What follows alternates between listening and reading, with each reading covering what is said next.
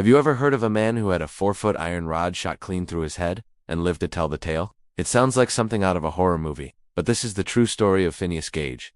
Back in 1848, Gage was a railroad foreman in Vermont, known for being a reliable, well-liked guy. His job was to blast away rock to clear the path for new tracks. On one fateful day, September 13th, the blasting powder he was tamping down with a heavy iron rod exploded prematurely. The rod, over 3.5 feet long and more than an inch thick, launched like a missile. It entered his left cheek, went straight through his brain, and exited the top of his skull, landing some 80 feet away. Miraculously, Phineas Gage didn't just survive. He was reportedly conscious and talking within minutes. He was taken by ox cart back to his hotel, walked up the stairs himself, and greeted the doctor with the line, "Doctor, here is business enough for you." The doctor, John Harlow, couldn't believe his eyes. Gage had a gaping hole through his head, yet he was alive. Dr. Harlow managed to clean the wound and patch him up, and against all odds, Gage recovered.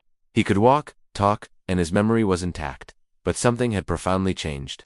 The once responsible and friendly Phineas Gage was gone. In his place was a man who was impulsive, profane, and unreliable. His friends said he was no longer Gage. He could unhold a job and ended up working in a stable and even as a sideshow attraction with his tamping iron. His case became one of the first and most important pieces of evidence suggesting that specific parts of the brain control specific functions, especially personality and social behavior. The damage to his frontal lobe had completely altered who he was. Phineas Gage lived for another 12 years after his accident, finally passing away in 1860. His skull, and the iron rod that passed through it, are now on display at Harvard University's Medical Museum, a permanent testament to one of the most bizarre and influential medical cases in history. It's a story that truly shows how resilient the human body can be, and how intricately our brains shape our very identity. Thanks for watching, and if you found this story as fascinating as I do, be sure to like and subscribe for more incredible tales from history.